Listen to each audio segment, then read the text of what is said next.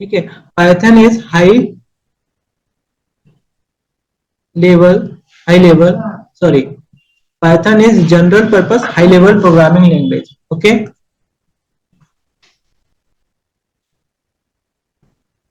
General purpose high level programming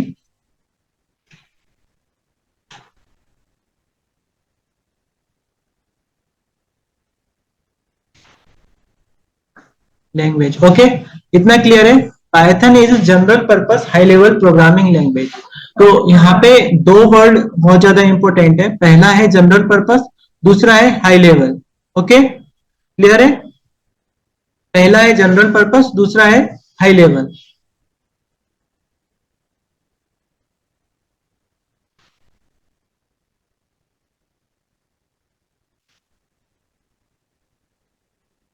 पहला general purpose, दूसरा है हाई लेवल। तो यहाँ पे जनरल पर्पस का क्या मतलब होता है?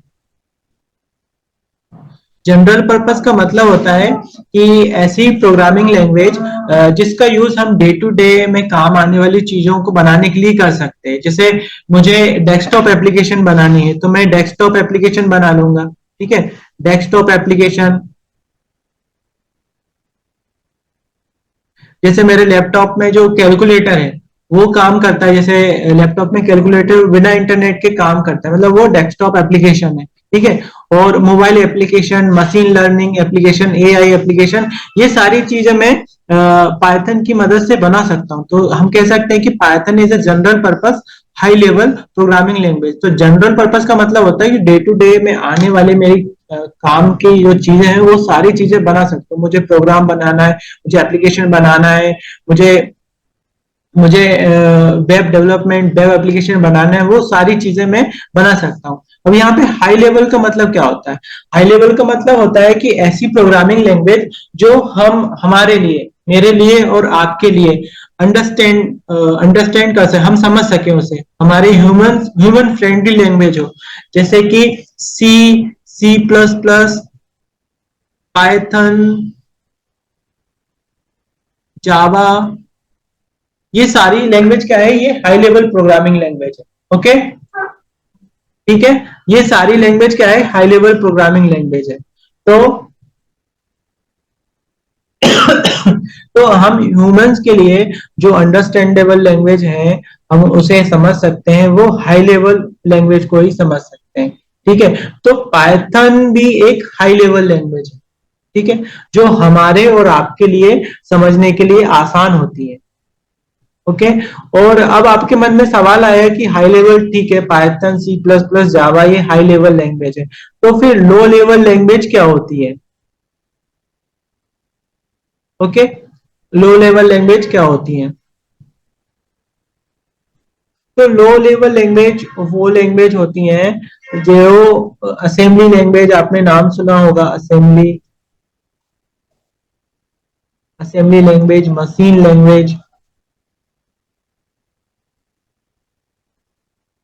ये सारी क्या होती है? लो लेवल लैंग्वेज होती है। ये सिर्फ जीरो वन इसको ही समझ पाती है। ठीक है, आ रहा आपको समझ में? ये जीरो वन को समझ पाती है लो लेवल लैंग्वेज, जो हमारे लिए समझना बहुत ही कठिन होता है। जैसे कि मुझे पाइथन में लिखना है 10, तो मैं ऐसे लिखूंगा, लेकिन वही मुझे असेंबली लैंग्वेज या मशीन लैंग्वेज में लिखना पड़ेगा तो वो कैसे लिखूंगा? ऐसे, ये 10 लिखा गया। तो ये ह्यूमन, हमारे लिए, ह्यूमंस के लिए, जो इंसानों के लिए ये इजी नहीं है। इसलिए सारे लोग जो पढ़ते हैं वो सिर्फ हाई लेवल लैंग्वेज ही पढ़ते हैं, जैसे सी, सी प्लस प्लस, पाइथन, जावा, इस तरह की लैंग्वेज ही पढ़ते हैं। ठीक है, आया समझ में आपको? Python is a high level programming language. ठीक है, high general purpose high level programming language, और ये दुनिया की, मतलब आज के समय दुनिया की सबसे ज्यादा इजी लैंग्वेज है। ओके, सबसे ज्यादा इजी लैंग्वेज है। मैं तो कहता हूं कि ये nursery, KG1 KG2 class level language है। ठीक है, आजकल तो सीबीएसई में भी इसको पढ़ाने लगे हैं। सीबीएसई बोर्ड में इसको सिलेबस में इंक्लूड किया गया है, और बहुत सारी यूनिवर्सिटीज जो है उसने सी को रिप्लेस करके पाइथन कर दिया है। ठीक है, मतलब सी से उनने रिप्लेस कर दिया है पाइथन को। ठीक है, सी को रिप्लेस करके उन्होंने पाइथन को इंट्रोड्यूस किया है अपने सिलेबस में। ओके, और बाकी फॉरेन कंट्री में अभी भी पाइथन ही यूज होती है उनकी फर्स्ट लैंग्वेज। तो ये नर्सरी टाइप की लैंग्वेज है। जैसे कि मुझे सी में कोई कोड लिखना है, ठीक है, सी में मुझे कोई कोड लिखना है, सी लैंग्वेज में मुझे कोड लिखना है, तो मैं कैसे लिखूंगा, हैज इंक्लूड stdio.h, ठीक है। उसके बाद मुझे लिखना पड़ेगा इंट, ठीक है, मैं एग्जांपल के लिए बता रहा हूं, आपको ये पढ़ना नहीं है। इंट मेन, मेन फंक्शन, उसके बाद करली ब्रेसेस, फिर यहाँ पे लिखूंगा मैं, मुझे हेलो वर्ल्ड प्रिंट कराना है तो प्रिंट एफ हेलो वर्ल्ड, ठीक है। उसके बाद रिटर्न जीरो, करली ब्रेसेस लगाना पड़ेगा, तो सेमी कॉलन लगाना पड़ेगा। इसके बाद मैं इसको क्लोज कर दूंगा। तो इससे मुझे क्या मिलेगा, हेलो वर्ल्ड प्रिंट होके मिलेगा। आउटपुट में क्या मिलेगा, आउटपुट आउटपुट मिलेगा मुझे हेलो वर्ल्ड, ठीक है, ठीक है। इससे अब मुझे यही काम, ये कितनी लाइन कोड, एक दो तीन चार पांच, ये 5 लाइन ऑफ कोड में मुझे क्या मिल रहा है, हेलो वर्ल्ड मिल रहा है, हेलो वर्ल्ड, ठीक है। आउटपुट में मुझे हेलो वर्ल्ड मिल रहा है। तो अगर मैं यही सेम पाइथन में कराना चाहूं तो मुझे क्या लिखना पड़ेगा, ठीक है, ये सी में हो गया, सी लैंग्वेज में, और मुझे अब पाइथन में हेलो वर्ल्ड प्रिंट कराना है, पाइथन में कराना, तो मैं क्या लिखूंगा, प्रिंट हेलो वर्ल्ड, ठीक है। तो अगर मैं यही कोड रन करूंगा तो मुझे क्या मिल जाएगा, हेलो वर्ल्ड आउटपुट में मिल जाएगा। अब आप देख सकते हैं यहाँ पे मुझे कितने कितने लाइन ऑफ कोड लिखने पड़ रहे हैं, 5 से 6, और मुझे यहाँ पे जो काम हो रहा है वो कितनी लाइन में हो रहा है, सिर्फ एक ही लाइन में। तो आप ये समझ सकते हैं, मतलब ये सिर्फ इंग्लिश के सेंटेंस के जैसे है, सेंटेंस के जैसे, ठीक है। अगर आप किसी जिसकी फर्स्ट डेमो क्लास हो, अगर उसको सी की डेमो क्लास वो अगर ले रहा है, तो वो यहाँ पे उसके मन में बहुत सारे सवाल उठेंगे, ठीक है। तो ये इंक्लूड, ये क्या है, एसटीडीओ डॉट एच ये क्या है, मेन फंक्शन क्या है, और ये रिटर्न क्या है, तो बहुत सारे क्वेश्चन उसके दिमाग में आएंगे। लेकिन अगर हम उसे, इसकी पहली डेमो क्लास है, अगर ये वाला सेंटेंस उसे समझने के लिए कहेंगे तो उसको समझ में आ जाएगा, ठीक है। प्रिंट करा रहे हैं हम हेलो वर्ल्ड, आ रहा है आपको समझ में, ठीक है। तो ये इतनी इजी लैंग्वेज है। जैसे मैं आपको करके बताऊं, तो जैसे मैं अपना विजुअल स्टूडियो कोड खोलता हूं, ठीक है, ये मेरा, मैं यहाँ पे ये सी लैंग्वेज, सी फाइल है अपनी, ठीक है, इसमें मैं प्रिंट कराना चाहता हूँ हेलो प्रिंट एफ, यहाँ पे हेलो वर्ल्ड, ठीक है, हेलो वर्ल्ड मुझे ये प्रिंट कराना, तो मैंने इस फाइल को सेव कर लिया, ठीक है, इस फाइल को सेव कर लिया। सेव करने के बाद मुझे क्या करना पड़ेगा, इसको कंपाइल करना पड़ेगा। कंपाइल करने के लिए मैं टर्मिनल में क्या खोलूंगा, लिखूंगा हेलो वर्ल्ड डॉट सी, ठीक है। ये सी प्रोग्रामिंग में मुझे करना पड़ेगा, पहले इसको कंपाइल करना पड़ेगा, ठीक है। कंपाइल करने के लिए ये सेंटेंस मुझे डालने पड़ेंगे, ठीक है। ये कंपाइल कर दिया, ठीक है। कंपाइल करने के बाद इसको मुझे रन करना है, तो उसके लिए मैं क्या लिखूंगा, dot slash a dot e x e, ठीक है। तो ये करूंगा जब मुझे ये हेलो वर्ल्ड मिलेगा, हेलो वर्ल्ड, ठीक है, सी लैंग्वेज में। अब मैं पाइथन में लिखना चाहता हूं, तो मैं पाइथन की एक फाइल बनाता हूं, demo dot P Y.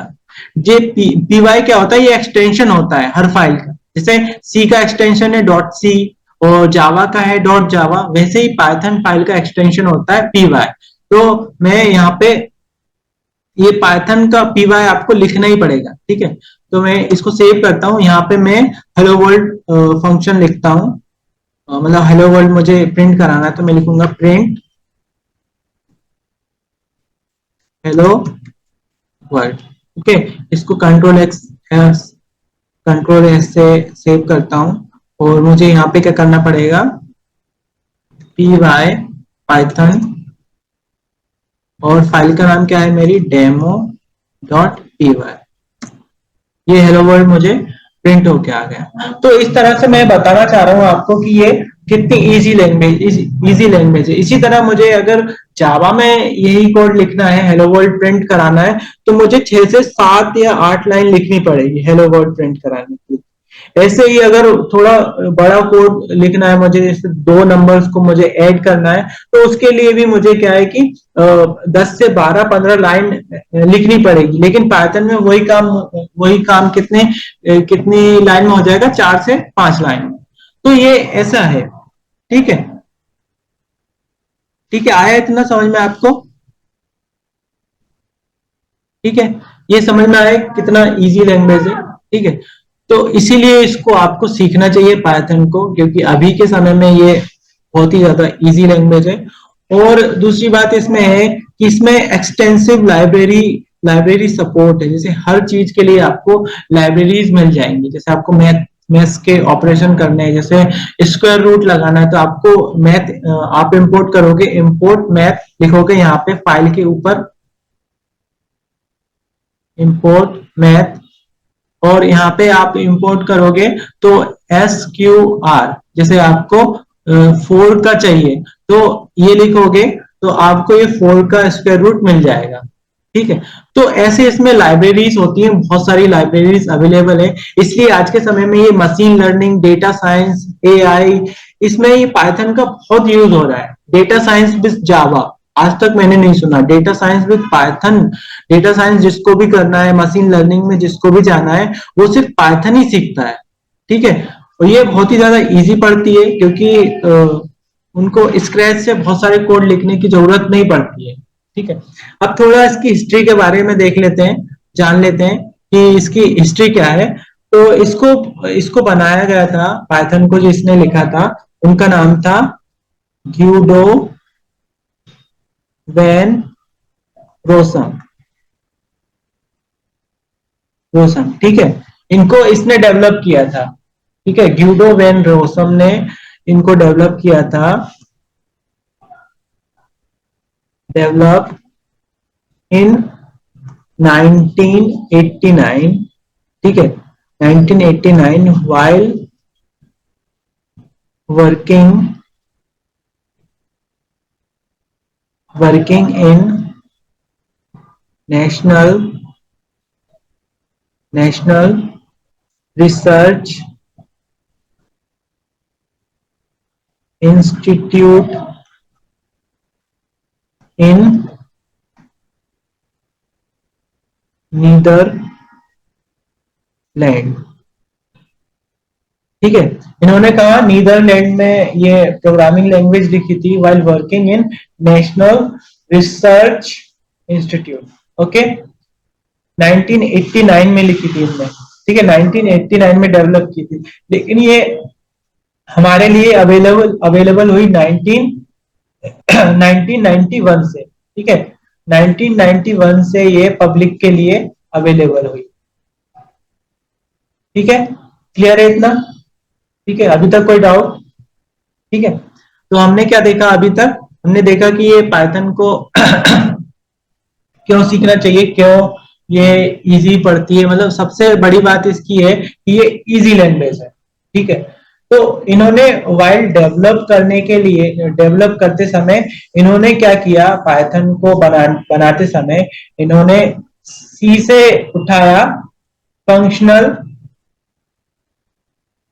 Functional programming programming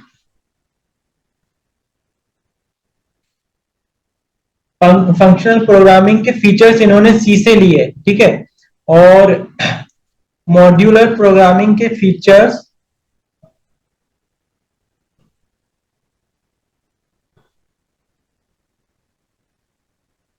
modular three से लिए। मॉड्यूलर थ्री ये भी एक लैंग्वेज है। और स्क्रिप्टिंग फीचर्स ने स्क्रिप्टिंग फीचर्स इनने क्या लिए,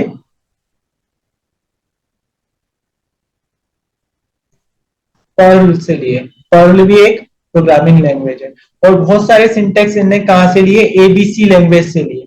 एबीसी के बारे में अपन ने सुना भी नहीं होगा, ठीक है। ठीक है। और और ऊप्स कॉन्सेप्ट इसने कहां से लिए, जावा से। तो अपन ये कह सकते हैं कि ये पाइथन जो प्रोग्रामिंग लैंग्वेज है वो सभी का मिक्सचर है, ठीक है। सभी मिलेगा उसमें, फंक्शनल प्रोग्रामिंग मिलेगी, ऊप्स कॉन्सेप्ट मिलेंगे, स्क्रिप्टिंग फीचर्स मिलेंगे, और मॉड्यूलर प्रोग्रामिंग भी मिलेगी। मतलब ये कह सकते हैं पाइथन इज ऑल, पाइथन सभी काम कर सकती है, ठीक है। फंक्शनल प्रोग्रामिंग का मतलब ये है कि हम कोई भी फंक्शन हमें रन करना है तो हमें क्लासेस वगैरह लिखने की जरूरत नहीं है, हम डायरेक्टली फंक्शन लिख सकते हैं। जैसे मैं एक फंक्शन बनाऊं डेफ, ठीक है, ऐड, फंक्शन का नाम ऐड है, ठीक है। तो मुझे ऐड करना है a is equal to 10, b is equal to 20, ठीक है। प्रिंट ए प्लस बी, ठीक है। अगर अब मैं इसको कॉल करता हूं ऐड लिख के, तो ये चल जाएगा, काम कर जाएगा, ठीक है। ये सारी चीज हम बाद में पढ़ेंगे, ठीक है, वो आपको समझ में आ जाएगा। लेकिन मैं ये बता रहा हूँ फंक्शनल प्रोग्रामिंग का मतलब ये होता है बिना क्लासेस लेके हम फंक्शन को चला सकते हैं। और मॉड्यूलर प्रोग्रामिंग का मतलब ये होता है कि इसमें मॉड्यूल्स वगैरह होते हैं। जैसे हमारी एक पाइथन फाइल यहाँ है और एक पाइथन फाइल यहाँ है, तो हम इस फाइल के फीचर्स हम इसमें यूज कर सकते हैं, ठीक है, मॉड्यूल्स बना सकते हैं। मतलब फाइल्स जैसे एक फाइल का कोई फंक्शन हमें चाहिए, तो वो फाइल का फंक्शन हम दूसरे में यूज कर सकते हैं, तो इसका मतलब होता है मॉड्यूल्स। और इस स्क्रिप्टिंग फीचर्स का मतलब होता है जैसे कि जनरल काम, जैसे हमें कोई स्क्रिप्ट लिखना है, वो भी फीचर्स हम पाइथन में कर सकते हैं। तो मतलब ये कह सकते हैं कि Python is a mixture of all, ठीक है। इसमें सारे काम, सारे फीचर्स ये इन्होंने बनाते समय सारे फीचर्स इसमें ऐड कर दिए, सभी प्रोग्रामिंग का मिक्सचर। ओके, इतना क्लियर है, ठीक है। हमारे पास 10 मिनट और बचे हैं, तो अभी तक अगर आपको कोई डाउट हो तो आप पूछ सकते हैं,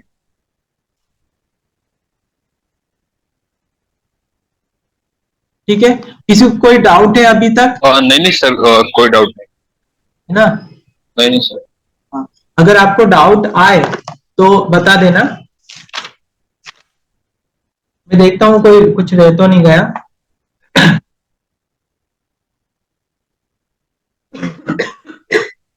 ओके सर।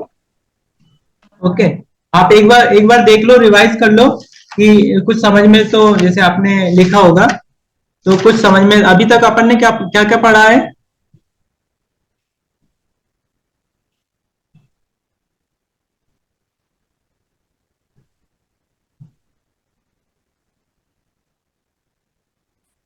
अभी तक हमने यहाँ पे देखा है, पहले हमने देखा है कि इसकी डेफिनेशन देखी है, ठीक है, पाइथन की डेफिनेशन।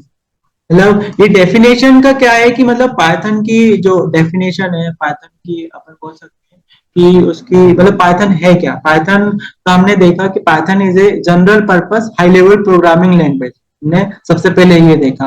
तो ये इसलिए जरूरी है क्योंकि क्वेश्चन हम इंटरव्यू में जब बैठते हैं तो ये डेफिनेशन पूछ लेते हैं लोग। बात क्या है, बच्चों को ये डेफिनेशन भी याद नहीं रहती है। अगर आप बोलोगे Python is general purpose high level programming language, तो इससे बहुत ही अच्छा उनपे जो प्रभाव पड़ेगा, बहुत ही अच्छा आपका इंप्रेशन जाएगा अगर आप ये डेफिनेशन बोलते हैं, Python is a general purpose high level programming language. तो उसको समझ में आता है कि हाँ इसने थोड़ा अच्छे से ध्यान से पढ़ा है। नहीं तो बच्चे यही नहीं बोल पाते, बोलते Python is a language, programming language, Python is a ये वो। लेकिन जो सही डेफिनेशन, आप इतनी छोटी डेफिनेशन अगर बोलोगे, और ये बहुत ही मतलब ये बहुत ही अच्छा रहेगा, आपका इंप्रेशन अच्छा जाएगा।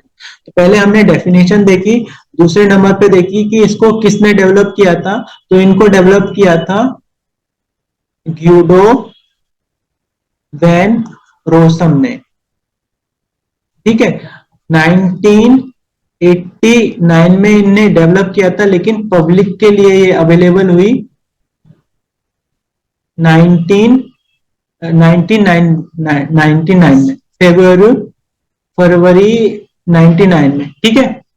ठीक है, फिर अपन ने एक इसको कंपेयर किया पाइथन को, कि आपको पाइथन क्यों सीखना चाहिए, ये दूसरी लैंग्वेज से कैसे अवेलेबल है।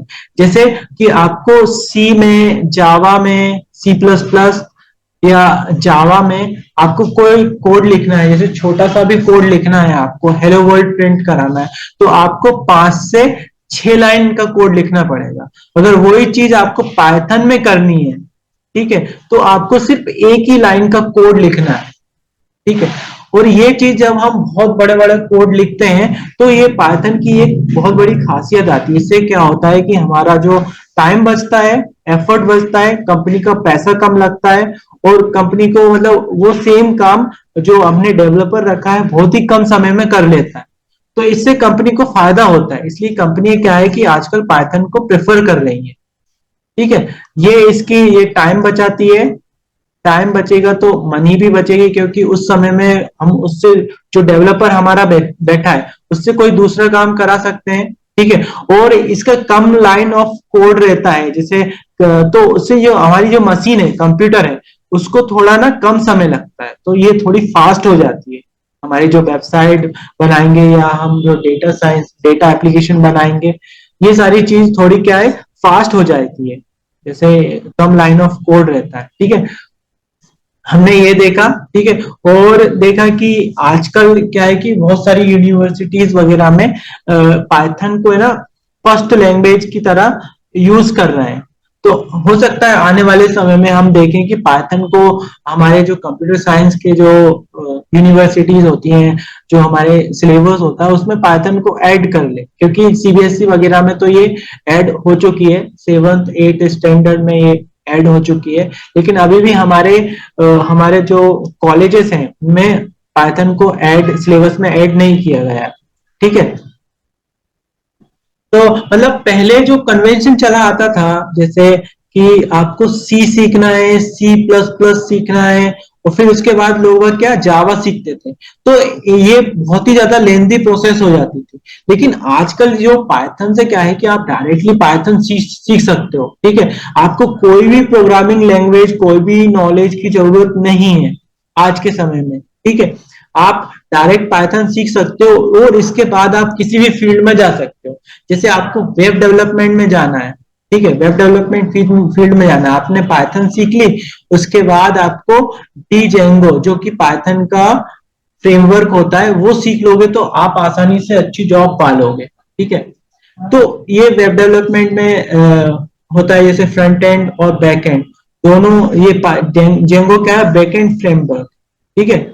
तो अगर आपने पाइथन सीख ली, तो आप इस फील्ड में जा सकते हो, आप डेटा साइंस फील्ड में जा सकते हो, डेटा साइंस में जा सकते हो, मशीन लर्निंग में जा सकते हो। मशीन लर्निंग, एआई, जो आज के समय में बहुत ही ज्यादा, मतलब बहुत ही ज्यादा इसका यूज है। और सारी, अच्छा, चैट जीपीटी के बारे में सुना है आपने? आपने सुना चैट जीपीटी के बारे में? वो भी मैं बताता हूँ, वो भी पाइथन पे ही बना हुआ है। जैसे मैं अगर विकिपीडिया में उसको सर्च करूं, चैट जीपीटी, ठीक है, चैट जीपीटी अगर इसका विकिपीडिया में देखूं मैं, तो यहाँ पे देखो,